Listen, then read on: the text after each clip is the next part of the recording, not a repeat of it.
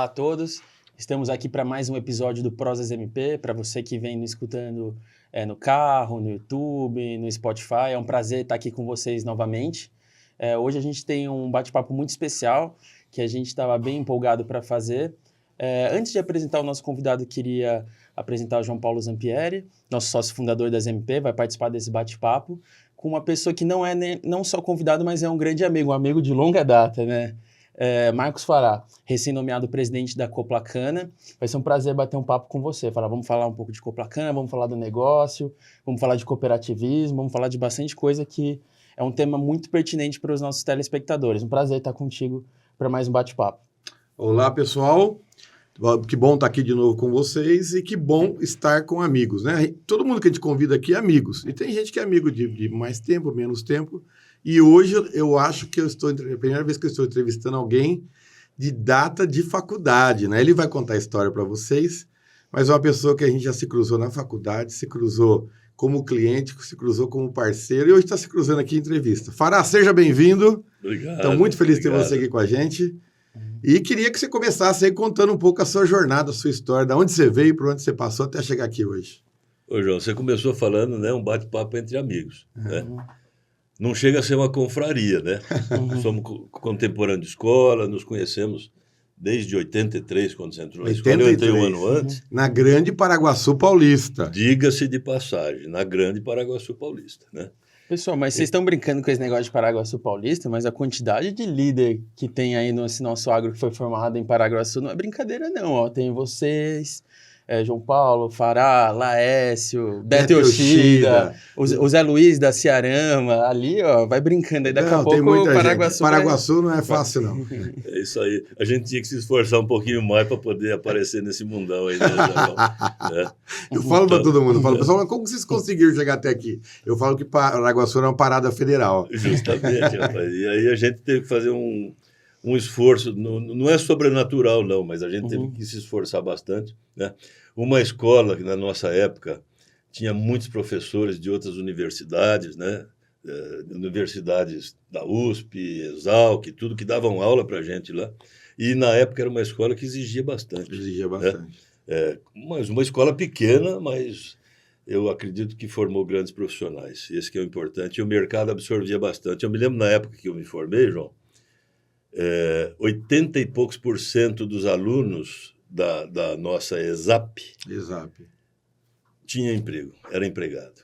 Então, isso é um fato. O mercado absorvia muito essa turma que se esforçava bastante, de escola como a nossa, por exemplo. E muitos para multinacional. É incrível como saía direto para multinacional. Eu saí da ESAP, eu lembro que eu, como aluno ainda, na minha época, eu fiz umas 5, 6 entrevistas antes de me formar, e 10 dias depois de formado eu estava empregado. Então, ou o mercado absorvia, mas Paraguaçu tinha muita procura. E na época você foi direto para a CIBA, né? Fui direto para a CIBA, que é a atual Singenta. Eu comecei na Ervitécnica lá atrás também.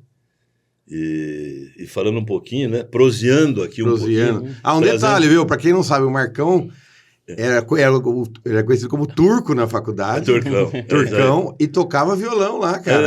Rapaz, tocava muito violão, Na época eu não tinha discernimento para saber se ele tocava bem ou mal. Mas ele tocava. E continua tocando mal. Mas ele enganou muita gente lá, viu? E tempo bom, rapaz, porque Paraguaçu, né, a gente tinha que se esforçar ao máximo, mesmo porque República era uma coisa espetacularmente ruim, né? Diferente de hoje, que a gente tem condições boas de botar os filhos aí em bons locais. Para morar sozinho hoje. Morar sozinho. Então, a gente fazia um esforço danado. Paraguaçu era longe dos grandes centros, para chegar até lá era uma saga. É uma saga. Então, diga-se de passagem, pegando carona em trevo de rodovia para sair de Paraguaçu, ou também às vezes para chegar.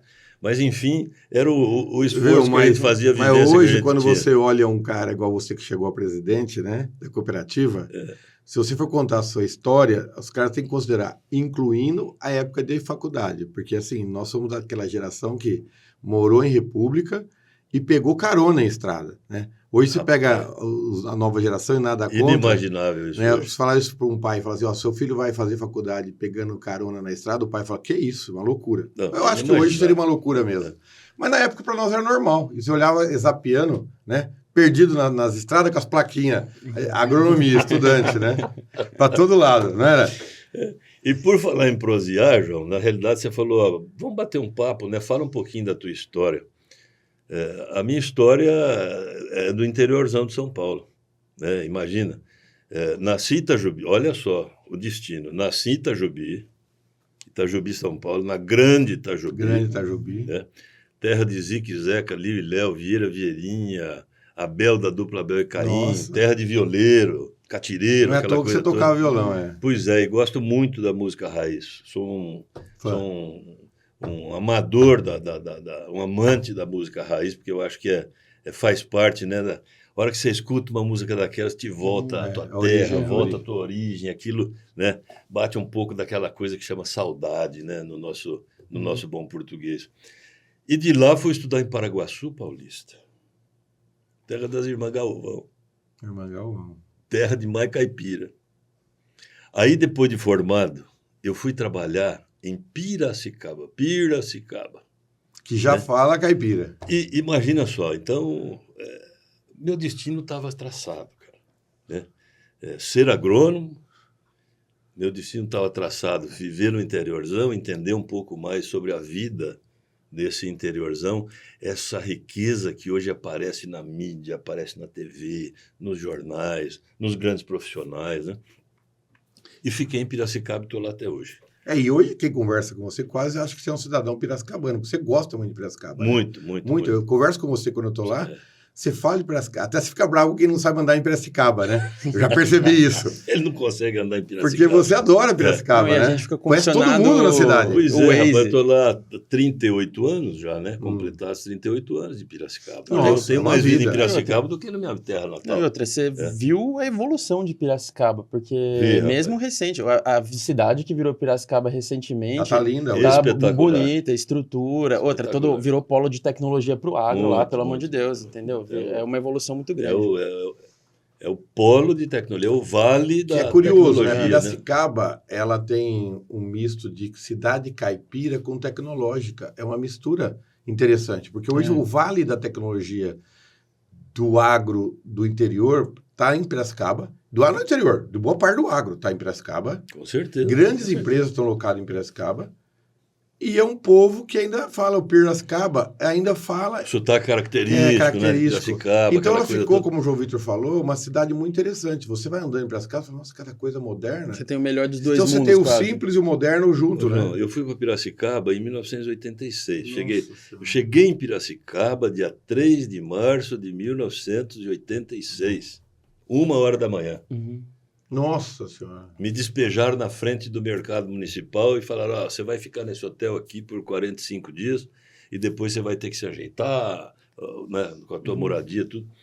Mas imagina, eu cheguei lá em Piracicaba desse jeito, né? Tinha um Fusca para trabalhar, que já soltava fumaça, queimava óleo. Depois o Fiat 147, eu vestia... Que não melhorou muito. Que não melhorou muito. Eu vestia o Fiat e tinha que sair. Viu, pessoal? Para quem conhece o Fará, imagina esse homem. Eu também trabalhei de Fusca e trabalhei de Fiat. Para nós, com o nosso tamanho... É que o mundo era diferente, mas viajar de Fusca para o nosso tamanho era um desafio. É o que tinha. E lavoura dentro, não é só viajar. Apesar que eu era feliz de Fusca, porque para mim que andei a pé uma vida e peguei carona, eu passava nos treinos e falava, não pego mais carona. Já era uma evolução em tanto, né, João? Então, mas chegando em Piracicaba, né, eu trabalhando na época chamava Servitécnica, a empresa que eu trabalhei, era pequena, mas, cara, ali foi fundamental para o meu aprendizado. Em toda a parte de controle fitossanitário, atendimento, cliente... lavoura, né? O que a gente tinha que fazer enquanto agrônomo. Começou a engrossar o couro. Então, Piracicaba foi para mim e continua sendo, porque hoje eu tenho 2 filhos piracicabanos, né? Então, Sua esposa é piracicabana, né? Não, minha esposa não é piracicabana. Minha esposa é de família gaúcha, ela nasceu por coincidência no norte do Paraná, né? Não. Ali perto me fugiu o nome agora. Mas ela nasceu ali no Paraná e ali, depois ela voltou, né, para o Rio Grande do Sul, muito, muito bebê. Mas, enfim, a família de gaúchos que veio para Campinas, o meu sogro servia no exército aqui. E depois ela estudou em Piracicaba, deu aula lá e a gente se conheceu lá. Então é um itajubiense, caipiracicabano, casado com uma paranaense meio gaúcha. Mas os filhos são piracicabanos. E os filhos são piracicabanos. Olha que mistura boa que deu, né? E assim, Piracicaba é uma paixão, né? E aí você estava na Arbtécnica. Né? Eu estava lá e, rapaz, eu vou te dizer uma coisa. Falando um pouquinho dessa paixão. Teve um 1º de maio, se não me engano, de 1990, eu fiquei desempregado. E eu precisava cuidar da vida, mas talvez isso... Era preciso sair de Piracicaba e ir embora de Piracicaba.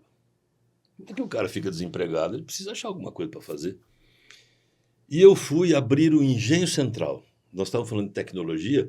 O Engenho Central, por ordem de Dom Pedro II, os engenhos centrais na época, começaram a ser construídos para poder atender o fornecedor de cana, que vivia fornecendo cana, matéria-prima já na época para os pequenos engenhos, aquela coisa toda.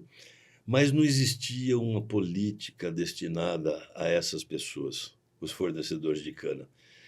Eles vendiam cana a qualquer preço, pagavam-se qualquer preço, quer dizer... Não era combinado, né? Não existia uma organização nisso. E a vinda dos engenhos centrais, né, facilitou isso e talvez deu um impulso na grande produção de cana-de-açúcar e isso lá na época do Império ainda, então já existia. Isso, né? 1870 e coisa parecida. E esse mesmo engenho, que hoje é um patrimônio histórico lá da cidade, ficou um tempão para ser parte do patrimônio histórico, não vai, fica, reforma, restaura, de quem que é, quem tem que dar conta disso aqui. No fim, a prefeitura absorveu tudo isso, né? Não vem ao caso como agora, mas o fato é que a prefeitura assumiu e abriu num 1º de maio. Eu fui lá ver também, queria conhecer, né? Porque pouca gente entrava. E como estava tendo um evento de 1º de maio, a Orquestra Sinfônica de Piracicaba estava tocando. E começou a tocar o hino de Piracicaba. Piracicaba, que eu te adoro tanto. Rapaz do céu, vou te dizer. Aquilo me deu um mal-estar e eu precisei sair ali do evento. Eu precisei chorar longe. Porque era ali que eu queria ficar, rapaz. Seu sangue já era piracicabano. Estava ali, meu sangue estava ali, rapaz. E eu estou hoje com 38 anos de Piracicaba, com 2 filhos lá, né? Nascidos em Piracicaba. E a partir de 93 foi quando eu comecei na Coplacana. Eu já conhecia a Coplacana então desde que eu demorou fui ainda, lá. isso foi 90. Você atendeu a Coplacana, né? Não, mas essa cena aí foi 90 ainda. A cena foi em 90. Então aí depois eu fui mandar pua nesse mundão aí para poder sobreviver, né? Com as dificuldades, vem Collor, para tudo, pega dinheiro de todo mundo fica, né? Bate cabeça daqui. Ao Léo, né? Fica na berlinda aí. E quando teve uma vaga em Piracicaba, lá na Coplacana, eu fui convidado lá para fazer uma entrevista, né? Por indicação de 2 colegas, Jamil, Valtão, que trabalhou muitos anos também. Esses 2 trabalharam muito tempo antigamente era Elanco. Lembro bem. Depois que veio dar o Elanco e tal. Mas, enfim, é o seguinte, a partir de 93, começa a minha história dentro da cooperativa. Desde que eu fui para lá, eu trabalhava com uma cooperativa. E nos meus primeiros dias lá, eu quase que fui embora de Piracicaba. Rapaz, eu fui me apresentar, eu não queria, não gosto de turco. Que era o comprador da Coplacana na época. Né? Depois ficamos amigos, um senhor que me apoiou muito depois, né? E tem um fato que você vai gostar. Na segunda visita, o outro me mandou embora da usina porque não gostava da empresa que eu estava trabalhando. Então, o primeiro não gosta de turco, o outro enxotou, não gosta da empresa, eu liguei para casa. Deixa eu falar com meu pai, porque é daqui que eu vou vazar. Ah, meu filho, você quer vir para cá? Que coisa boa voltar para casa. Ah, a gente faz muito gosto com isso. Mas vamos fazer uma coisa. Sobreviva. Seja forte. Não foi isso que eu te ensinei. Eu te ensinei para o mundo, aí você vai ter que batalhar. O dia que você se colocar e falar, venci, você volta aqui. Se preciso for, a gente conversa de novo. Mas, por enquanto, não foi isso que eu te ensinei. Volte como vitorioso. Volte como vitorioso. Puta que pariu. E foi aí que eu falei, rapaz do céu, né? Agora não gente posso tem- nem voltar para casa antes de Acho que eu vou batalhar fazer- aqui. Vou fazer o parênteses quê? aqui. Fui para Rua Espera do um pouquinho, Porto. eu quero fazer um parênteses. Do Rua do Porto, Peço tomei uns só uma tragos lá. paradinha, só uma Deixa eu tomar uns paradinha. tragos. Pessoal, pega essa fala do Marcão. Né? Olha o que é o papel de um pai, né? Sim. Porque a gente hoje, né? Os filhos vêm, choram, você passa a mão na cabeça. O pai dele podia ter falado, pô, filho, você não tá bem, vem aqui. É É o que a aí. maioria faria, hoje em dia. É isso aí. Mas o filho dele falou, você vai voltar pra cá quando você for vitorioso. Perdendo, derrotado, não. E Justamente. se não fosse isso, a história que a gente vai contar daqui a pouco seria outra. Então, Com certeza. Muito provavelmente nem aqui tava. nem aqui, ele não estaria sentado aqui hoje nessa cadeira. Então foi um divisor de águas, né? Isso Assim, é muito importante. muito menino, muito moleque, começando a vida e tal. Quando você começa, né, nas oportunidades, e dentro das oportunidades os desafios estão estabelecidos. Então, fica assim, ó, imagina um cara de 23 para 24 anos. Eu nunca tinha trabalhado. Papai sempre sustentou na faculdade, na escola e tudo, só que tem o seguinte, é o que eu posso te dar. É o estudo. Então, você vai estudar e vai ganhar a vida. E, de repente, você me fala assim, vou voltar? Estou indo embora porque não me atenderam? Né? Aquele abraço de pai é o abraço que, de vez em quando, ele te dá uma chacoalhada. Então, não é assim que você aprendeu. O caminho tem muito mais pela frente que você vai poder sofrer ainda, muito pior do que isso. Então, aí você vai seguir a tua vida. Vai trabalhar, vai seguir tua vida, que é um passo de cada vez. O segundo vem depois do primeiro. É assim que tem que ser. Né? E essa tem aí minha história de quase 39 anos em Piracicaba já, imagine só. Né? E é fundamental, de fato, porque a vida hoje... Eu estou falando, João Paulo, eu sou pai velho de filho novo. Meu filho mais velho vai fazer 20 anos agora em julho e uma filha de 17. Marcelão e a Laura. Então você viu um conflito de geração aí dentro de casa, né? Rapaz do céu, eu saio hoje da cooperativa, eu tenho que falar, bom, agora eu vou chegar em casa. Vou desligando a chave e ligando a outra.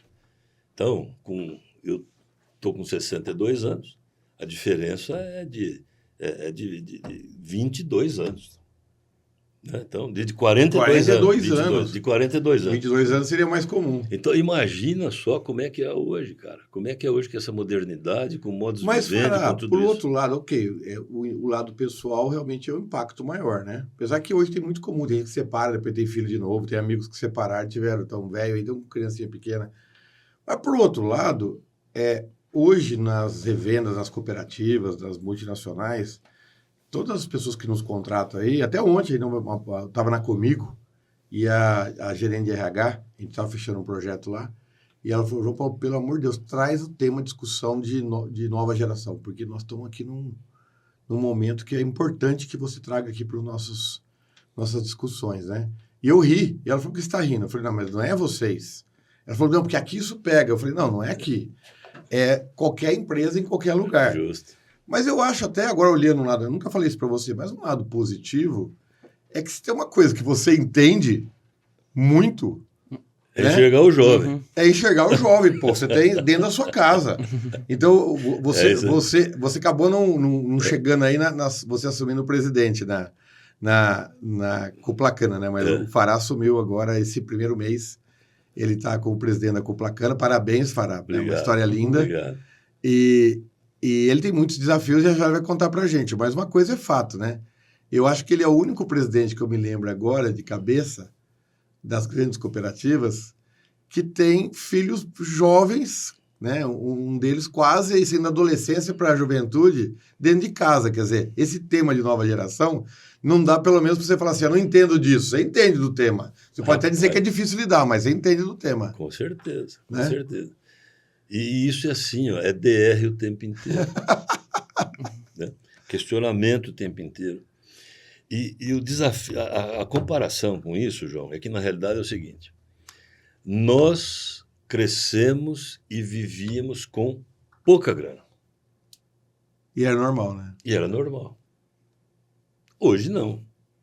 Hoje você tem de celulares a tablets, computação, modernidade, Tênis, roupa, né? O mundo está voltado para um imediatismo muito grande. Então, um celular está aqui, quebrou, não, me compra outro. Não, precisa saber quanto custa, né? Quanto que eu tem suei, conceito, às vezes. justamente, né? Tem que ter marca, tem que ter isso, tem que ter aquilo. Então, assim, ó, os questionamentos da forma de vida hoje e das relações humanas, elas são... eu não vou dizer que são difíceis, porque é o que a gente está vivendo hoje, né? Lá há 100 anos, por exemplo, há 90 idade do meu pai, por exemplo, imagina como é que era lá naquela época também. Mas o que se vive hoje são essas dificuldades desses níveis de relacionamento e entendimento dessas gerações. E transpondo isso também lá para a Coplacana hoje é uma cooperativa que tem muito jovem trabalhando, né? Assim como boa parte das empresas. E um detalhe, quanto mais ela crescer, mais vai ter jovem, porque é os jovens que vão Certamente, ocupar os espaços. justamente. Então não adianta lutar contra isso, é normal, né? É normal. Eu acho que até que a gente chegou nesse assunto, Fará, acho que dá para falar um pouquinho das iniciativas que vocês têm no Núcleo Jovem lá, porque a Coplacana tem uma iniciativa muito legal nesse sentido. Eu ia fazer um gancho com isso, tá? É que a gente está contando a história, mas alguma... Eu tô lá atrás, de repente eu tô aqui agora. Eu vou terminar a história, então, depois a gente volta aqui. Mas não, é que faz parte do papo, é gostoso isso, né? Na confraria, o papo é livre. E por isso que é prosa, por isso que é prosa. Né? É como se fosse uma cerveja no boteco. É que você fica fazendo link, né? Então, quanto mais vive, mais história a gente tem para contar, João. Isso é verdade, graças a Deus. Também essa juventude, quando começa... Ô pai, o que é isso aqui? Oh, isso aqui, assim... Não, eu só perguntei o que é, não quero saber como foi feito, não quero saber... Só me responde rápido o que é isso aqui, entendeu? Esse imediatismo, ele é perigoso. Ele cria um vácuo, e esse vácuo chama-se falta de conhecimento. E falta de conhecimento fica falta de destreza, falta de competência, de capacidades, né? Esse imediatismo. Pensando numa cooperativa, a Coplacana vai completar esse ano aqui 76 anos. É muita história. Né? E se você pensar no Brasil como um todo, qual a idade média das empresas? Nossa Senhora. Entendeu? A maioria você não chega no agro, terceiro ano. Se pegar no agro, tem um monte de empresa que não tem... A maioria não tem 20 anos. Então, imagine isso. Né? Não, é muita idade já, com 20 anos. E outra, a própria cooperativa, ela não serve para gerar o máximo de lucro o mais rápido possível. Ela está aqui pela perenidade mesmo. Então, como você casa a mentalidade de alguém imediatista com um pensamento cooperativista? É justamente isso, né? Eu tenho falado muito, né? Inclusive com pessoas novas que estão na Coplacana e tal, falando sobre o modelo cooperativista. O modelo que o cooperativismo proporciona, porque nós pensamos em pessoas. A cooperativa é uma sociedade de pessoas, não de capital. Mas essa sociedade de pessoas ela é voltada ao bem-estar, ao desenvolvimento e à melhoria de vida daqueles sócios.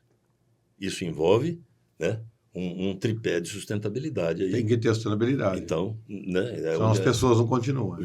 Então, a hora que a gente pensa em pessoas, a gente se envolve de uma tal maneira e a gente fica de exemplo, né? Cabelo branco, calvície, bigode branco. Como é que chega o jovem numa empresa assim? Aquele velho lá, será que aquele cara sabe alguma coisa? Né? É o velho, né? Mas tem uma coisa interessante, Fará. Pessoal, eu tive a chance de participar da convenção da Coplacana o ano passado. Foi um orgulho para mim. Inclusive, eu vou ter a chance de participar de novo agora. E na convenção, a Coplacana contou a história, que era os 75 anos, a história da Coplacana. Justamente. E quando você vê a história, foi muito emocionante conhecer toda a história da Coplacana, né? E sentado lá, né? Eu era no palco ali, sentadinho. E eu fiquei pensando quantos jovens estavam sentados ali que estavam conhecendo a história da Coplacana pela primeira vez. E aí no café, eu tomando café, eu perguntava, você conhecia? Você conhecia? O pessoal, não. E aí eu fui ver o seguinte, como que é importante contar a história. Como na convenção você tem a chance de contar a história. Mas muitas vezes, e aí serve para todo mundo que está nos ouvindo, muitas vezes as nossas empresas, já aconteceu até com as MP que tem 6 anos, um dia um funcionário falou, mas você nunca contou isso para gente, só tem 6 anos de MP. As pessoas entram nas empresas, você fala, você vai trabalhar de assistente ali e tal, ali na informática, o cara, como que você faz? Carimba aqui, carimba não, mas faz isso, aquilo. O cara entra e começa a fazer. As pessoas não param para contar como que é o todo, qual é aquele sistema, de onde vem. Que o cara não quer ouvir, talvez, mas quem está empregando também não para contar. Perfeito. E a história faz parte da cultura. Com certeza. Uma coisa que eu tenho um amigo que ele é judeu, né, e você conhece talvez melhor isso do que eu, isso que eu vou falar agora, e ele falou assim, João Paulo, sabe por que os judeus são tão unidos? Eu falei, não. Ele falou, porque desde os nossos ancestrais, os pais têm que contar toda a história do judaísmo para os filhos, aconteça o que acontecer. Nós contamos a É a história história contada. e os filhos se comprometem a continuar contando a história. É isso. Aí eu falei, meu Deus, fiquei até com vergonha da minha família. Perenidade. Porque não existiu a história. Eu fui tentar resgatar a história da minha família, porque na minha família não tinha essa, o vovô veio de tal lugar que encontrou a vovó. E eu falei, nós não temos muito essa cultura, principalmente o brasileiro, né? E eu falei, e os judeus, cara, eles se uniram através da história, né? Então, eu não estou querendo tomar lado de nada aqui, só estou dizendo um fato. Nossas Mas empresas... é a perenidade. É perenidade. Então, quando o Fará está trazendo aqui, quando ele contando a história dele aqui, por exemplo, do pai dele ir para Paraguaçu, pegou carona, você olha assim e fala assim, pô, o cara tem história. Não é verdade? Quando você senta para contar, você tem história. Nós, nas organizações, temos que dedicar mais tempo em contar a história das organizações, porque quem chega também não tem culpa de não saber. Perfeitamente. Se ninguém contar a história, o cara não tem. E como a nova geração, as pessoas mais jovens, eles não, teoricamente, não têm tempo, porque eles são tudo corrido, se ninguém falar assim, vamos acender um fogo aqui, vamos prosear, vamos acender um fogo aqui, vamos conversar, o cara não senta, né? Ele proseia aqui, eu sentado aqui, ele aqui, a gente no celular. Nós estamos discutindo aqui, né? Então, você falou em história, João. 75 anos tem história, né? Principalmente uma instituição cooperativa, uma instituição formada por pessoas simples da época. Alguém começou isso. Em 1947 foi fundada a Associação dos Fornecedores de Cana de Piracicaba, que tratava dos assuntos dessa relação de quem produz cana e quem compra cana, né? As usinas da época e tal. Então vinha necessidade. Lá atrás ainda, se não me falha a memória, 41 ou 42, Estatuto da Lavoura Canavieira, onde qualificava mais, né? Dava luz a esses atores, né? A quem participava desse filme todo aí. E assim as relações começam a se ajustar, né? As pessoas começam a entender que precisam se unir para ter força, né? Seja força política ou seja força de negociação, né? E assim nasceram as associações nessa época de 41 para diante, as associações de fornecedores de cana. Como essas associações, no caso em Piracicaba, a FOCAP, lá em 47, também tinha necessidade de insumos modernos à época, que eram principalmente fertilizantes, eles não podiam comprar e vender. Uma associação não compra e não vende. Fundaram a Coplacana em 1948, 10 de outubro de 48. 57 corajosos. Lembra quando a gente estava discutindo, você fez uma das primeiras consultorias conosco, que a gente desenhou, nós nos internamos numa sala de hotel lá em Piracicaba, para discutir o nosso propósito. E apareceu a palavra coragem. Apareceu a palavra coragem. Eu aproveito aqui, ficou assim, coragem para conectar sonhos e transformar vidas. Que lindo esse propósito. Hein? E a gente não conseguiu mexer nisso até agora. Percebe? De tão forte que ficou isso. Então, quando você pensa assim, coragem, imagina 57 produtores em 1948 montar uma cooperativa. O que é essa tal de cooperativa? Como funciona esse treco de cooperativa? Né? E assim ela veio evoluindo. Eu entrei na cooperativa, de fato, em 93, completo amanhã 31 anos de Coplacana. Nossa, que bacana. Então, amanhã eu estou completando 31 anos de Coplacana. Rapaz do céu, passou muito rápido. E para mim, a Coplacana tem sido... Eu fui um dos que fomentou, né, para que a gente tivesse a Universidade Coplacana.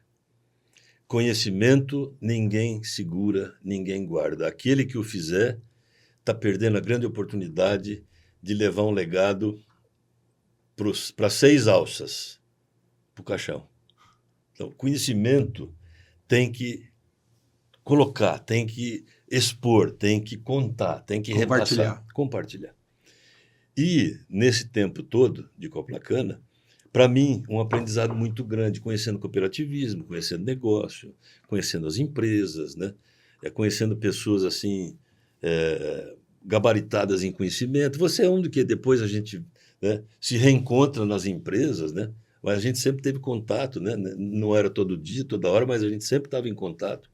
Então, você vê como as pessoas se desenvolvem dentro das instituições, né? Então, quando eu falo assim da Coplacana, eu estou falando com amor no peito, porque hoje eu deixei de ser um simples funcionário da Coplacana. Eu sou um cara que tem uma missão, passa a ser missão. E cooperativismo, como é um modelo, um modelo, né? É um modelo de vida, é um modelo onde você começa a pensar dentro daquele modelo. É cooperação, é pensar no próximo. Eu estou atendendo um cooperado, mas eu estou atendendo uma família, né? Desenvolver pessoas, né? Essas pessoas precisam ter conquistas, né? Os produtores são famílias que vão evoluindo, também precisam estudar, precisam crescer. E o papel de quem trabalha na gestão de uma cooperativa, além da gestão de gerir um negócio, ele tem que ter cabeça voltada para pessoas. Porque senão a gente perde o rumo. Quem faz tudo são as pessoas, né? Tudo é para pessoas, por pessoas e com pessoas. Resultado, se uma cooperativa não tiver essa linha de pensamento, sem perder a melhor forma de gestão de uma empresa. Só um parênteses, para quem não conhece bem a Coplacana, a Coplacana é uma das poucas cooperativas, tem outras que estão nessa linha, mas é uma das poucas ainda, que já tem um modelo executivo. Sim. Né? Onde tem cooperativa que tem aquele modelo tradicional, tem o presidente, o vice e tal, o diretor-secretário e os superintendentes. Pronto. Vocês já foram buscar executivos no mercado, você tem diretor comercial, financeiro, busca no mercado, traz gente de fora, tem o conselho da cooperativa, o conselho de gestão, tem mulher financeira, tem o cara de RH veio lá do Amazonas, o comercial veio da Raiz, então tem uma diversidade que todo mundo se complementa ali. Então, eu acho que a Coplacana é uma das poucas que permite isso, essa diversidade. Então, vocês têm uma mente muito aberta para isso, que é o que você está falando. Com pessoas, certeza. Né? Valorizar as pessoas. Tem competência, fica. Não importa. Eu não sou natural de Piracicaba. E, no entanto, estou lá há 31 anos. Sim. Né? Então, essa abertura... Olha, a gente sempre tem que qualificar pessoas que a gente encontra nesse mundo. Quando eu comecei pela Herbtécnica lá atrás, eu levava para o José Coral, um dos nossos grandes líderes do setor sucroenergético, não é só de plantadores de cana, né? Um homem que tem 60 anos da vida dele trabalhando em cooperativa e associação, e trabalhando ainda e tocando belamente toda a parte de associação, tudo, que a gente também faz parte e trabalha juntos. Eu levava duplicata para ele dar aceite. Na época que ele era o gerente da Coplacana, os cargos eram presidente, gerente e secretário e tal. E depois ele virou gerente, logo depois. Mas eu levava e ele falava assim, mas rapaz, como é que eu vou assinar um negócio que eu já paguei? Como é que eu vou dar aceite numa coisa agora que eu já paguei? Eu não preciso dar aceite. E ele às vezes ficava bravo, não dá para fazer isso, como é que faz? A empresa fica querendo isso e tal e tal. Na época, eu já comecei a aprender uma lição. E a lição que no processo de gestão você tem que entender as coisas, você tem que repassar conhecimento, dizer não é preciso, mas é o tal do mão de ferro e coração generoso. Então, mão de ferro é para gerir bem, cumprir as regras corretamente, fazer o que tem que fazer dentro do espectro cooperativista e do cooperativismo para atender pessoas.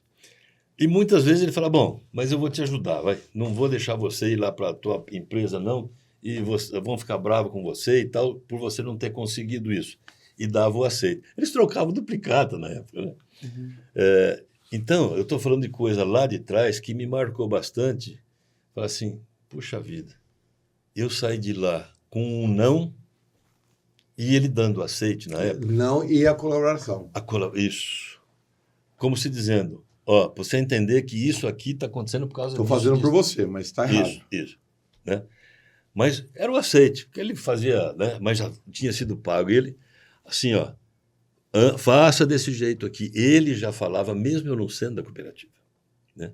Aí a gente vem para o tempo mais moderno, né? A convivência com o coral também, muito tempo isso. Eu estou falando de aprendizado, eu estou falando da ordem cooperativista e seus princípios. Aí depois eu conheci o Arnaldo Bortoleto, depois que eu entrei, no ano seguinte teve a eleição, o coral veio para a presidência e o Arnaldo estava como secretário. E a gente tem essa convivência até hoje, né? E o aprendizado, né? O Arnaldo, por exemplo, é um cara que trouxe a palavrinha chamada sucessão, né? Foi uma quebra, uma disrupção. Você falou de coragem, né? Isso precisa de muita coragem para fazer isso. Justamente, abertura para chegar ao novo. Uhum. Né? O coral com mais idade, outros diretores com mais idade. É disruptivo isso, né, João? Né? Então, a maioria não aceita. Hã? A maioria não aceita. Não aceita. Então, você vê, ó, já tem esse processo andando na cooperativa de bastante tempo. Eu cheguei de fora, não era Piracicabana. Fui aceito na cooperativa. Fui aceito lá, gerenciei o departamento agronômico bastante tempo. Né? Depois fui... né, esse movimento dentro da cooperativa, eu fui sendo chamado, sendo puxado, até chegar a tomar um checkmate. Vem para o conselho de administração. Né? Vem conosco. Era mais um, diferente, novo. Né? Então, esse processo de sucessão, hoje, aí linkando com o que você comentou, João Vitor, na realidade é o seguinte, o que faz sentido para nós? A perenização da cooperativa, e não a minha perenização enquanto funcionário ou enquanto presidente da cooperativa. E o seu papel é garantir a perenização da cooperativa. Exatamente. Isso. Olha então... qual que é o propósito da Coplacana. Não está falando gerar lucros para o acionista, ser a maior empresa. Não é esse o propósito. Não é isso que você quer fazer. Aí você pega assim, ó. Uhum. Você está passando a bola aqui, ó. Aqui, ó. A sucessão está sendo exemplo aqui dentro de casa, não é isso? Sim. Né? E com competência. E na cooperativa, né, como são as instituições são mais... muita gente fala, aquela cooperativa é sinônimo de só tem velho dirigindo. Não, os cabeça branca precisam continuar. Por quê? Porque dá o tom do crescimento, o tom do que é correto, o tom da experiência, o tom da gestão. E o novo vem se profissionalizando, vem profissionalizando mais a empresa, né? Como instituição, como entidade, e dentro do modelo cooperativista. A partir de então, o próprio Arnaldo também, né, de comum acordo com o coral e o conselho da época, começou a trabalhar o quê? Governança. E no processo de governança, né, toda a estrutura de governança, de transparência, de modelo à vista, eu não gosto muito do termo profissionalização das cooperativas. É porque até agora não teve profissional trabalhando lá? Não foi trabalhado com profissionais competentes? Sim. Só que agora a gente trouxe num modelo mais específico, né? Mais assim, olha, esse é uma diretoria específica para isso, uma diretoria específica para negócio, uma para operações e uma para administração e finanças. Que foi buscar gente que conhecia. E nós fomos buscar gente que praticamente vivia isso o dia todo. As equipes cresceram, a cooperativa cresceu, nós estamos em 5 estados hoje. São Paulo, Minas, Mato Grosso do Sul, Paraná e Goiás. Somos quase 40 filiais hoje, com algumas outras ainda em processo de construção, reforma, unidades de grãos, concessão de tratores, concessão da massa, concessão da CUM, como autopropelido, agricultura de precisão, pecuária, fábrica de ração. Vocês estão com o Avance Hub lá agora, nesse ramo de startups, inovação, que também é uma coisa legal. É mais uma disrupção. Em 2018, a gente botou aí a cara a tapa, falou, vamos montar o nosso hub de inovação, vamos trazer isso para dentro da casa. Quando você fala de inovação, eu também tenho que ter o quê? Eu tenho que ter jovem. Esse movimento todo, dentro do processo de governança, a gente tem que, assim, botar todos os princípios à prova. E botar todos os princípios aqui. O que nós vamos fazer? Opa, a cooperativa tem sucessor para daqui 4 anos, 5 anos? E a propriedade rural dos nossos cooperados? Tem sucessores para tocar isso? Porque cooperativa sem cooperado não é cooperativa. Não é cooperativo. Não existe. Então, existe um sinergismo entre o processo de governança, a direção que a gente está tomando com a cooperativa e com o processo de gestão. Esse processo de gestão é aprimoramento, né? Todos os nossos conselheiros têm que fazer os cursos, têm que fazer capacitação, temos que ter a cabeça voltada para a boa gestão e o cooperativismo, né? Curso de BGC, Fundação Dom Cabral, FGV e tantos outros cursos aí por esse mundo afora, na parte de business e de governança e de gestão.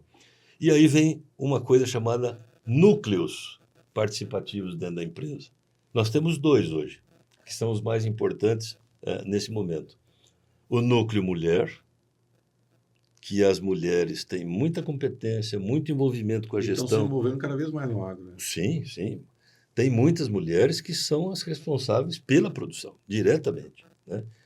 Outras que trabalham junto com os maridos ou na empresa, no CNPJ, que toca aquela propriedade, aquela produção, aquele negócio, e que, na realidade, é o seguinte, são fundamentais, mas ainda elas estão parecendo assim, ó, como se fosse back-office, e não é.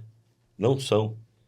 São aquelas que determinam administrativamente o negócio, com contabilidade, com compra, com negócio, com caixa, com banco, com movimentação financeira. O que a gente faz? Opa, vamos dar luz a essa turma toda, né?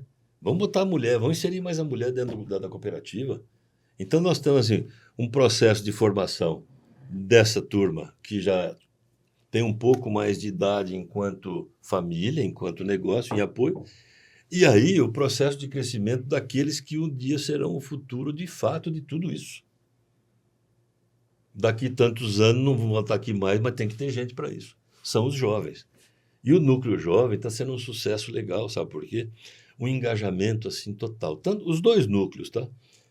Mas a gente começa a ver, rapaz, assim, ó, a luz existe no fim do túnel. Quem dizer que não existe é porque ele é míope ou ele é cego. De fato, ele não enxerga. E a luz está lá brilhando para a gente. Eu só tenho que botar o vagão nesses trilhos de novo. Trazer o jovem para dentro da cooperativa. Traz o jovem para dentro do negócio familiar. Assim, às vezes as pessoas não enxergam, mas tem o jeito certo de fazer, né? Justamente. E a gente está assim, fazendo isso de uma maneira bem profissional, né?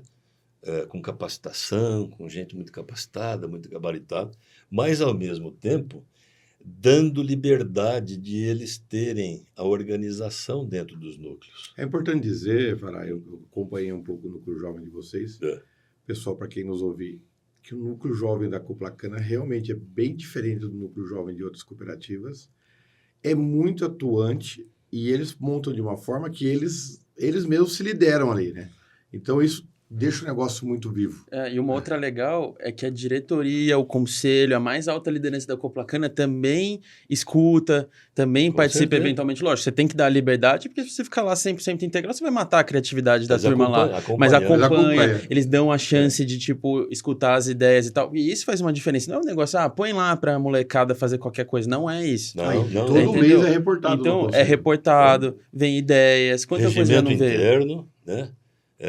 A organização disso tudo tem lá entre aspas, um conselho, que são os coordenadores dos núcleos, e isso, assim, vai de encontro com o modelo cooperativista, né? Então, tem que ter a eleição deles, eles têm que seguir um regimento interno, o regimento tem muita coisa baseada no que é estatutário, né? Esse modelo, eles vão começando a entender esse modelo. Levam para suas propriedades ao mesmo tempo, mas num futuro também, de repente, nós botamos... Opa, tem esse jovem aqui que pode fazer parte de um conselho fiscal, de um conselho de administração. Vocês também vão monitorando esses jovens, né? Sim, sim. E acompanhando, participando com eles em alguns eventos. Estamos juntos. Esse aí é o papo, né? É uma coisa importante, né? Você trouxe aqui 2 núcleos que é muito atuante. De novo, pessoal, a gente acompanha. Muitas cooperativas têm seus núcleos também, mas vale... a observação em que eles se diferenciaram muito na forma de atuar com os 2 núcleos, com destaque para o núcleo jovem deles, que é muito legal a forma que eles operam. O Fará, e a gente até está preocupado um pouquinho com o tempo daqui a pouco, de repente, você virou o presidente da cooperativa. E eu sempre penso assim, né? Ser presidente é uma coisa interessante, né? Porque tem assembleia e no momento você não é presidente, tem assembleia, no minuto depois da assembleia você é presidente. Por mais que você tenha 31 anos de cooperativa, né? Eu trabalhei em organizações privadas e aí você, quando sobe de cargo, a pessoa fala, ó, nós estamos te convidando você para assumir de cargo, então a partir do mês tal você vai para aquele cargo, então você vai Se para preparando, casa, né? se prepara, pensa, né? Pô, a partir do mês tal, ó, vai ter um handover, fulano de tal vai te preparar, é assim nas empresas. Cara, ou então você é contratado para ser diretor de tal coisa, ó, você vai começar em janeiro do próximo ano, você está em novembro, ou em janeiro você assume, você vai lá, dá uma sentida.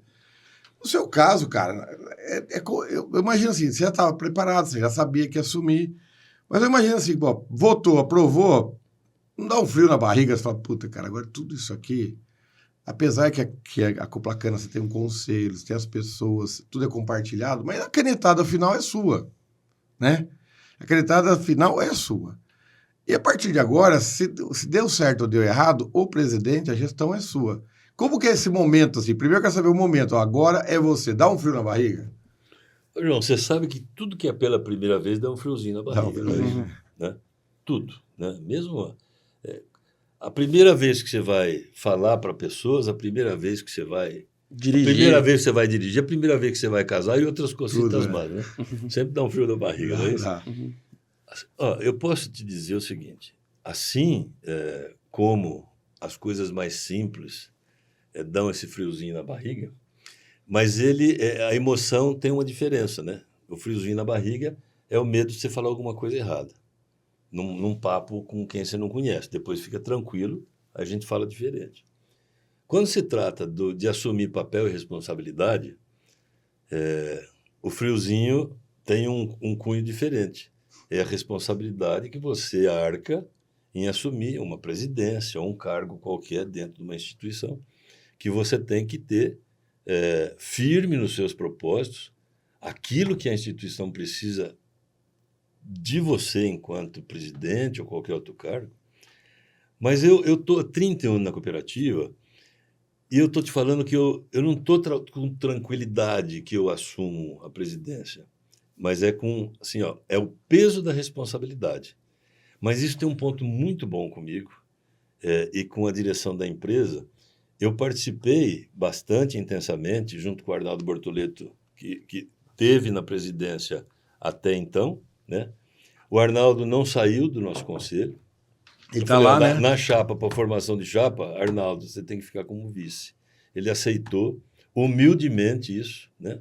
Boa parte, como é que sai de presidência, vai para vice. Mas nós estamos pensando o seguinte, ó, a organização precisa do presidente, precisa do vice, mas precisa daqueles que, com probidade, com boa gestão, que tocam a cooperativa, que tem o olho do dono da cooperativa, que é o cooperado. Então, estas fortalezas, né? Assim como o coral indo para o conselho consultivo, os conselheiros que também fazem parte do conselho, né? Que estão no conselho atualmente, tem o peso de pessoas que conhecem do negócio, conhecem do mercado, nos falam quando tem que falar, dão contra quando tem que dar. Isso é importante dentro de um conselho. Então, pessoas maduras, um conselho muito maduro, né? Aí tem a nossa diretoria executiva, que está num caminho muito bom, né? Está entendendo muito mais a cooperativa do que algum tempo atrás. Então, eu entro assumindo a presidência com um apoio muito grande dessa estrutura organizacional, que é a governança, né? que é o suporte disso tudo. De nada vale um presidente que não tem ninguém. Quer dizer, você está dizendo assim, você não tem apoio. Você tem uma segurança porque você conhece o suporte que você tem, né? Isso. E eu conheço modestamente bem a Coplacana, bem de cooperativa e cooperativismo, e essa essência que nós temos lá. Porque eu sou um dos signatários dessa essência.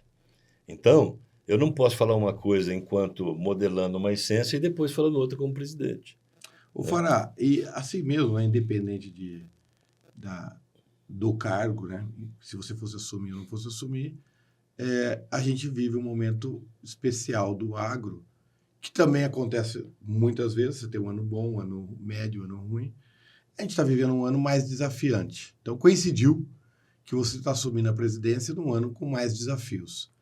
E Então, quantos desafios, né, João? E muitos desafios. Então, hoje, se a gente fosse assim, linkar os 3 principais desafios que você vê, Coplacana, Face, os desafios do agro.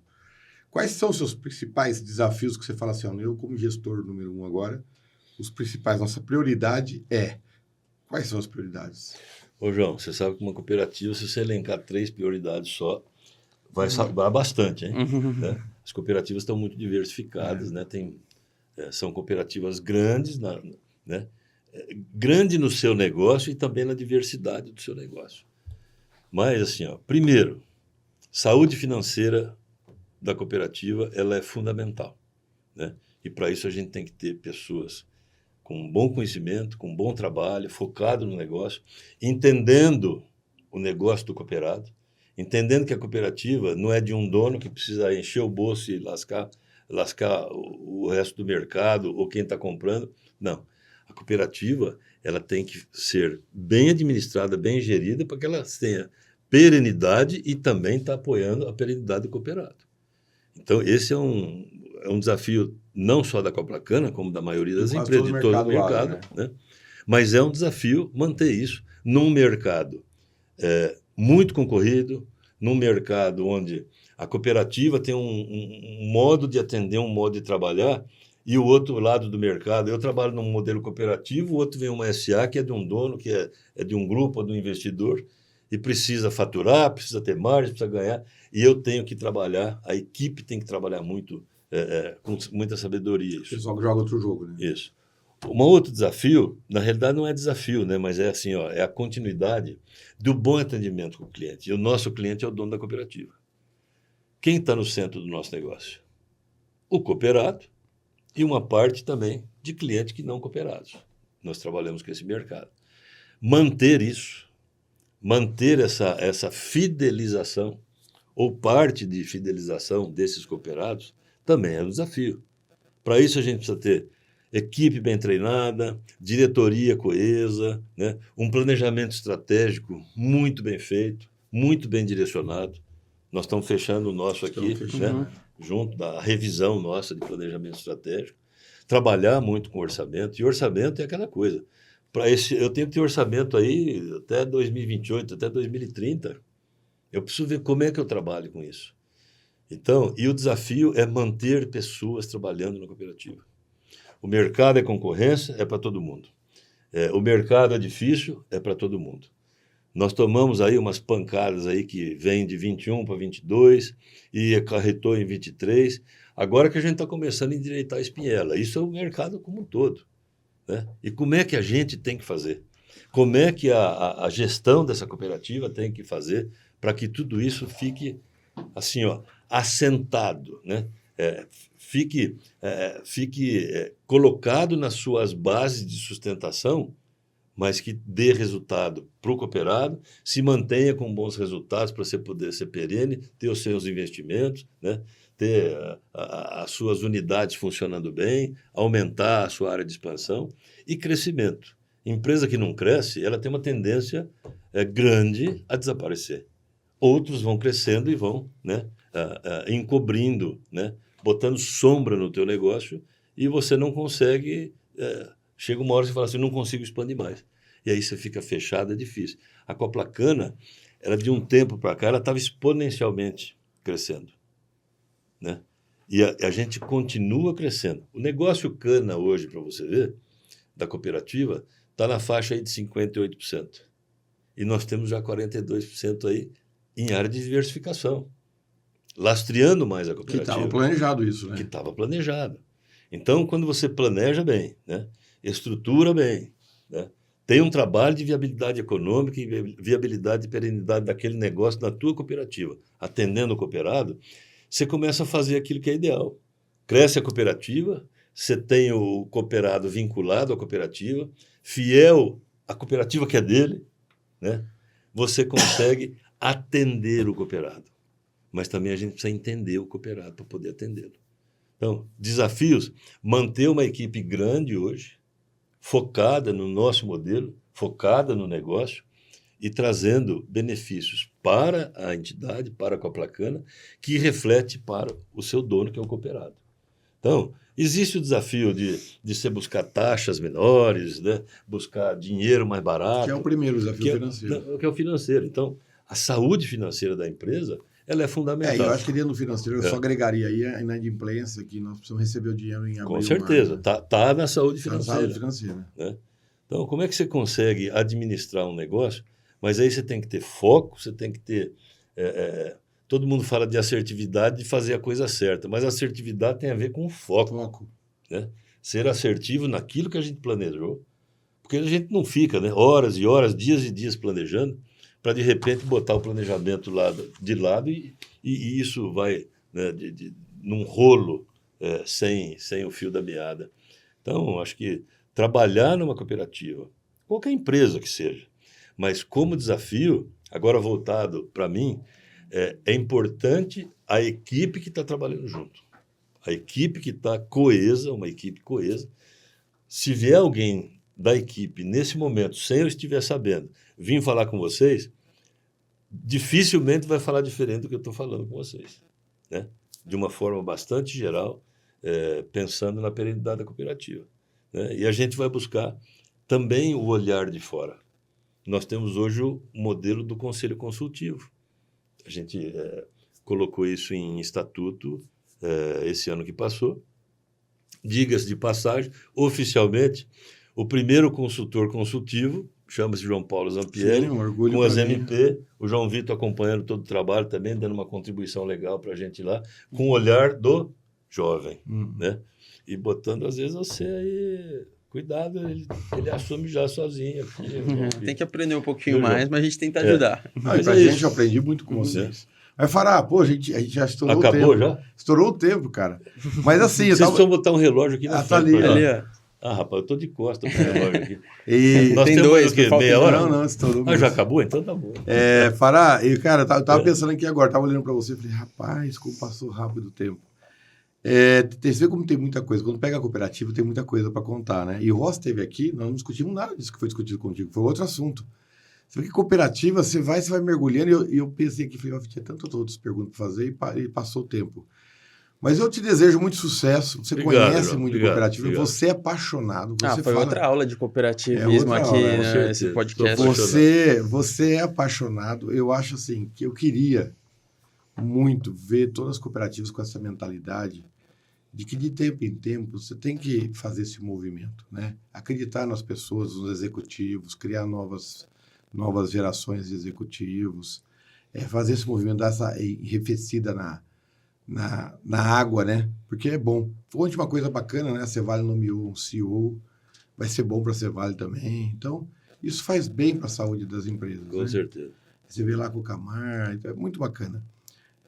Eu torço muito pelo seu sucesso. Te agradeço demais por ter vindo aqui. Eu sei que você está com a vida agora louca. Amanhã tem convenção da Coplacana. Então, a gente te chamou no pior momento possível, mas você aceitou, é um orgulho para a gente, né? Não é o pior. Não tem pior momento, João. Não tem o momento.